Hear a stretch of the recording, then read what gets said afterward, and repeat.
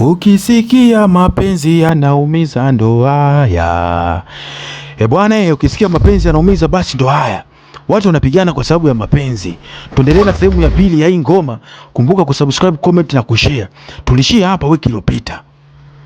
Kwa muda mrefu rafiki yake Sofia pamoja na mama yake walikuwa wakifanya kazi kwa bidii sana kuhamasisha watu waje kununua dukani kwao, lakini hali ya mauzo haikuwa vizuri, watu hawakujitokeza kama ilivyotarajia. Lakini Sofia alipendekeza wabadilishe mbinu na kuanza kutumia kile kinachoitwa soft selling. Alishauri waanze kurekodi video za kuwafundisha watu kuhusu hijabu na namna ya kuweza kuzivaa, huku wakitangaza bidhaa zao kupitia mitandao ya kijamii. Walipofika kazini siku hiyo, Aska alimshangaa sana Sofia kwa sababu alimwona akiwa amevaa hijabu, kitu ambacho hakuwa amemzoea kabisa. Hata hivyo hao lilikuwa moja tu, kumrekodi dada Mina akitangaza hijabu na kuwafundisha watu namna kuweza kuzivaa. Kwa kuwa Sofia alikuwa bado mpya mbele ya kamera, alishauriwa baki nyuma ya pazia awasaidie tu wenzake. Video walizorekodi zilipata watazamaji wengi sana mtandaoni na matokeo yake mauzo yakapanda kwa kiwango kikubwa. Hakika Sofia alionekana kuwa na mchango mkubwa sana katika mafanikio hayo. Hatimaye Sofia alipandishwa mshahara na akapewa nafasi ya kuwa balozi wa chapa ya duka lao. Aska alianza kuwa karibu sana na Sofia. Kila alipokuwa ana nafasi ya kufanya mazoezi au kupunguza unene, Sofia alikuwa akijifunga tumbo kwa sababu hakutaka lionekane mbele ya watu.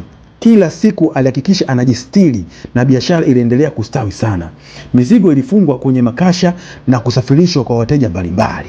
Siku moja mama yake Nina, ambaye ndiye mmiliki wa duka hilo, alifika dukani kumpa Sofia zawadi ili apeleke nyumbani.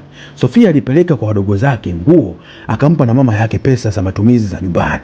Hata hivyo nyumbani Sofia alikuwa akivaa tofauti, kichwa chake kilikuwa wazi. Mama yake alimwambia kwa upole, mwanangu Sofia, unapendeza sana ukiwa umevaa hijabu. Kujisitiri kuna kufanya uwe mzuri zaidi. Lakini Sofia alimjibu kwa huzuni kuwa anaona aibu kuvaa hijabu kwa sababu alikuwa na mimba nje ya ndoa. Alisema anahisi amejichafua na hataki kuonekana kama anavaa hijabu ili kuficha aibu yake. Mama yake alimfariji kwa kumwambia asijilazimishe, kama anaweza kujistiri afanye hivyo kwa hiari yake. Hatimaye siku ya kwanza Sofia aliamua kuvaa hijabu. Bwana majirani si wakaanza mambo yao, kila mtu shangwe. Walimpongeza sana wakimsifia uzuri wake. Maneno yao yalimtia nguvu sana, ingawa moyo wake ulibaki na hofu na aibu. Alipofika kazini siku hiyo, bosi wake alitangaza rasmi mbele ya wateja na wafanyakazi kwamba kuanzia siku hiyo Sofia angekuwa akivaa hijabu. Huo ulikuwa mwanzo mpya wa maisha yake. Wakati huo Nina alijaribu kuwa karibu sana na Aska, lakini Aska hakuwa na mwelekeo huo. Nina alimwambia Aska asishangae kumwona Sofia akiwa amevaa hijabu, kwani huo ulikuwa ndo uamuzi wake rasmi. Aska aliuliza kwa mshangao, lakini Nina alimwambia waendelee kumwombea. Nina alipendekeza pia wafanye sherehe ndogo ya kumkaribisha Sofia katika maisha yake mapya. Aska hakujibu chochote. Siku moja wakati Sofia alikuwa ameenda kumtafuta Mina, Aska aliona vidonge vya wajawazito kwenye begi la Sofia. Hapo ndipo alitambua kuwa Sofia alikuwa mjamzito. Alielewa sasa kwa nini Sofia alikuwa akivaa nguo kubwa. Kumbe zilikuwa zikificha mimba.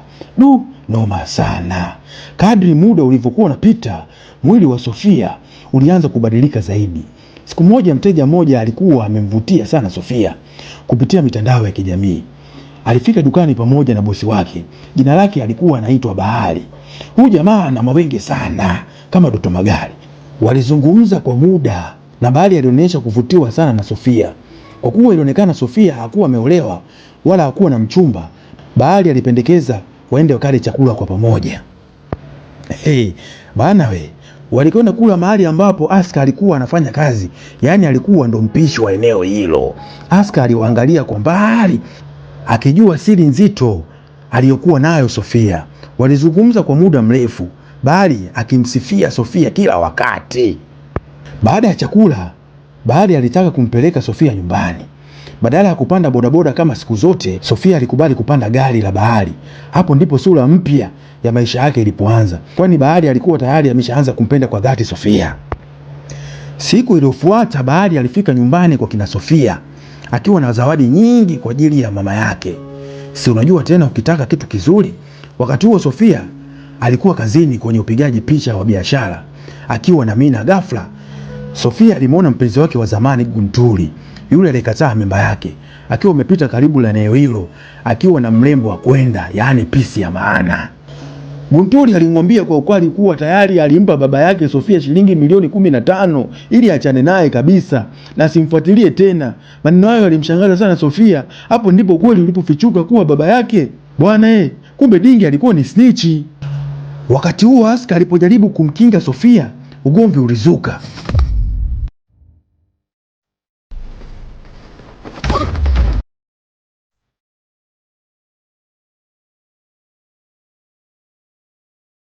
Sofia alirudi nyumbani akiwa amevurugika sana. Alikuta zawadi mezani nyingi. Mama yake alimwambia kuwa Bahari ndiye aliyeleta na kwamba Bahari alikuwa tayari kumuoa Sofia licha ya kujua kuwa ni mjamzito na yuko tayari kumlea mtoto kama wake. Habari hiyo ilimfariji sana Sofia, kwani sasa hakuwa na haja ya kujificha tena. Siku iliyofuata alimfuata Aska na kumweleza ukweli wote. Aska alimwambia yuko pamoja naye na atamsaidia haijalishi hali yake. Lakini Aska alimwambia Sofia kuwa anampenda sana na asiolewe na bwana Bahari kwa maana yupo kwa ajili yake. Mwisho wa sehemu ya pili, unajua nini kilijiri mbele? Je, Bahari atamuoa Sofia au je Aska atakubali hiyo ndoa ifungwe? Tukutane sehemu ya 3 ya hii ngoma. Jina langu naitwa Chaz.